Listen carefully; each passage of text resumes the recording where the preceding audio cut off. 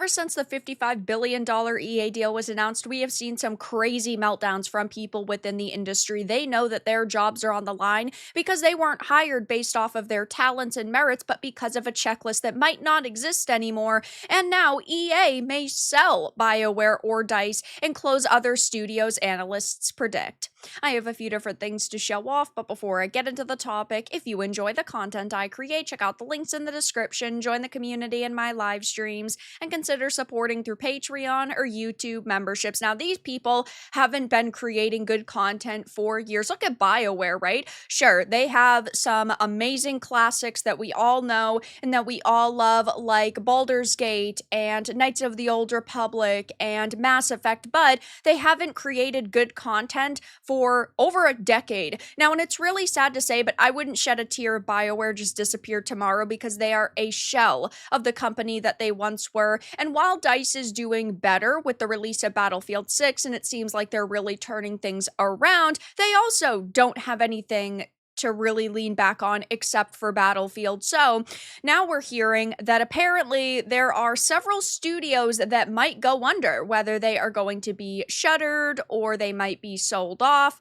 It says, though, near the end of September, EA disclosed a $55 billion deal to take the third-party video game publisher private under a new ownership group, including Saudi Arabia's Public Investment Fund, Jared Kushner's affinity partners, and the private equity firm Silver Lake. Now, this, of course, caused major meltdowns in the industry because of Jared Kushner's name being attached to this, Saudi Arabia's Public Investment Fund being attached to this. Really, these people are seeing the industry collapse around them, I guess is the best way to say it, because they realize that they are going to be fired if they are not creating high quality content, if they are not doing what their job description says. They can't just sit in a company group chat anymore and yell about how mean and toxic gamers are. They actually have to do work. I know it's hard to imagine, poor them, but they realize that things are not going to be the way that they were before.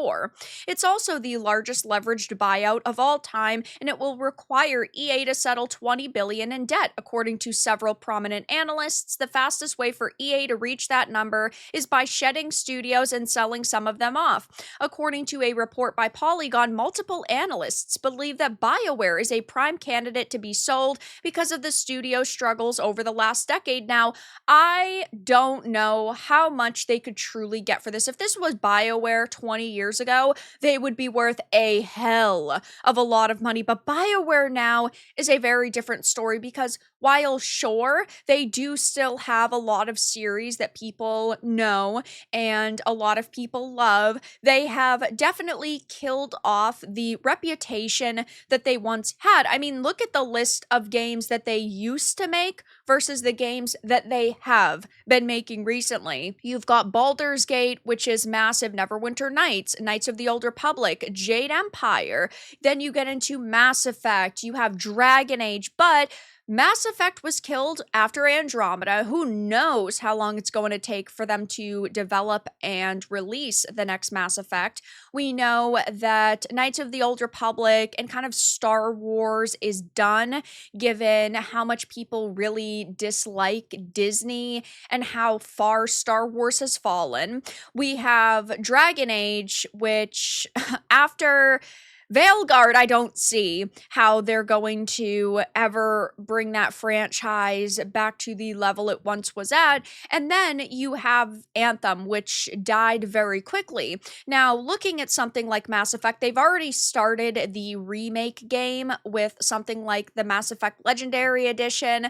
So I just don't know what they could really make at this point that would make them be a high-priced purchase at this point. I guess if you bought this and you said Andromeda doesn't count and Veilguard doesn't count, that could be one thing, but the level of trust that people have is at an all-time low with BioWare. Now, of course, we knew from the start, years and years ago, that BioWare was probably going to go under when they started releasing the Andromedas and Anthems, and more recently we had gotten Veilguard, and we've said since then, oh, BioWare's done. There's no way that they can save themselves at this point. And I don't think that they would be worth even a quarter of what they would have been before they started the progressive game, we'll call it. They decided to really start pushing the limits of what people actually wanted to consume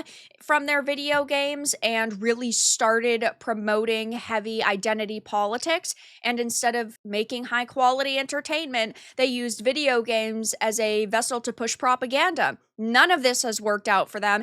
And you've even got former Dragon Age directors practically threatening EA and threatening the video game industry, saying, if you fire us, there's going to be hell to pay. He said, but for the studios that have more of a track record, especially a track record that maybe doesn't line up with your political views, again, BioWare, you're going to look at that studio and wonder how you make them fit into your new structure. And it's hard to imagine that you have BioWare pivot from having very progressive messaging to having the reverse because it's what the government wants. It's hard to imagine that the public perception of a game that comes out of BioWare, even if you do that, isn't apocalyptically bad, but you've tried that with game after game after game. I mean, look at Tasha's ugly face. Nobody wants this in their video games, and you clearly are wrong. Clearly, this isn't the type of content people want to consume. And even look at DICE, for example. While, yes, Battlefield 6 is doing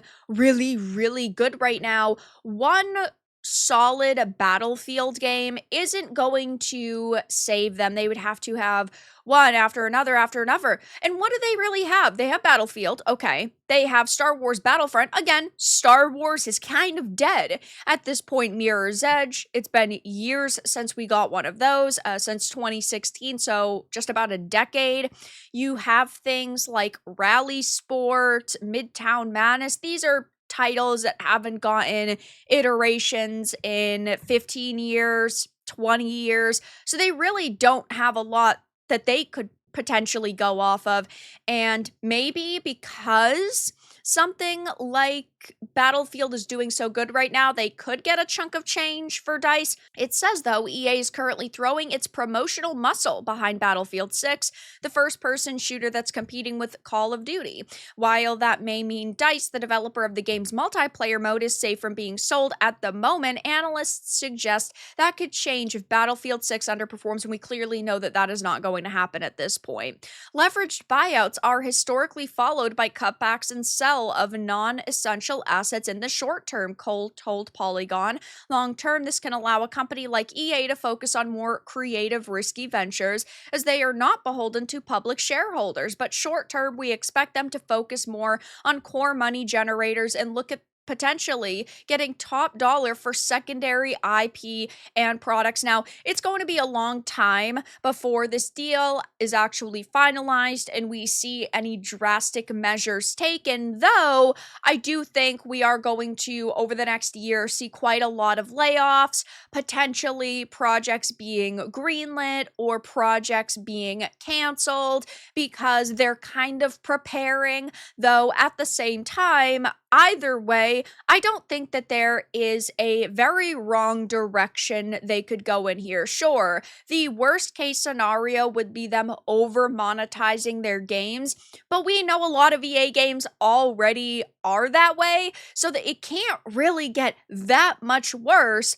though I do think that we could see them keeping studios alive, reviving them, and doing great. I could see them laying tons of people off, canceling tons of games, and having a very small library of what are supposed to be top performers. But I definitely don't think that we are going to see any more Dragon Age the Veilguards with top surgery scar toggles and modern day terminology like transgender or non-binary, at least anytime soon. I think that they are certainly going to stay away from that if they keep BioWare. I think we're going to see more Battlefield 6s if they keep DICE, and that's only really a positive thing because these are the directions that some of these studios have been going in have been absolutely disastrous. So I'll be curious to see if we see any more major meltdowns over this news, but analysts are saying that EA may sell off the trash, keep what is good, and really, I wouldn't shed a tear for all of the activists in the industry that are going to be out of jobs. But that's all that I really had to discuss in this video.